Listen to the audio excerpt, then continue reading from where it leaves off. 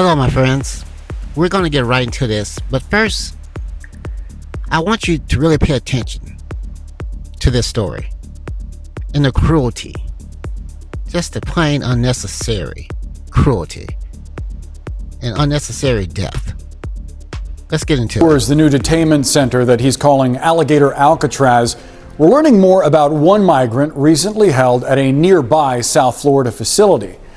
This is 75-year-old Isidro Perez. He's pictured here with his family, the guy with the beard in the background.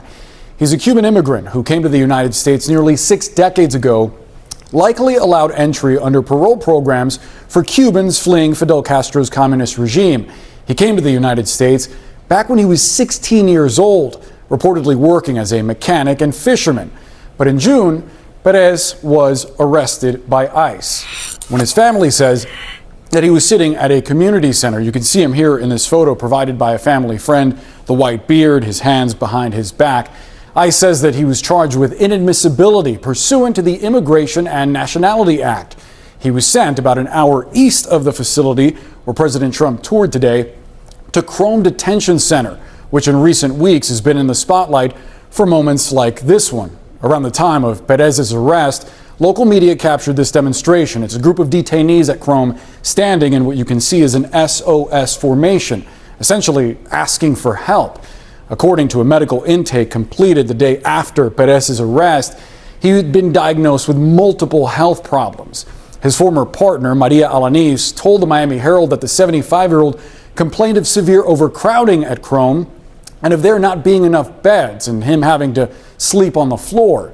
About 2 weeks after entering Chrome, Perez had to be taken to a local hospital where ICE says that he was admitted with unstable angina, cardiac issues that could lead to a heart attack. ICE says that he was discharged last Wednesday, but then the next day he reported chest pains and suffered a medical emergency. Rescue crews were able to revive him and then transfer him to a local hospital for treatment, but a short time later he was pronounced dead. So why was this 75-year-old man found inadmissible into the United States after being here for almost 60 years? It may be because some 40 years ago in the early 1980s, Perez was convicted. A 75-year-old man in bad health for something that he done and he served his time for. He served his time for this. 2 years in prison over some marijuana. 40 years ago. Are you kidding me? How cruel and despicable are these people? This poor old man ends up dying in their so-called care, their custody. The cruelty, people, the unnecessary, vulgar cruelty of these people. I implore you to please wake up. Even you people who vote for these people and think they're doing the right thing, open your eyes. Because most of you,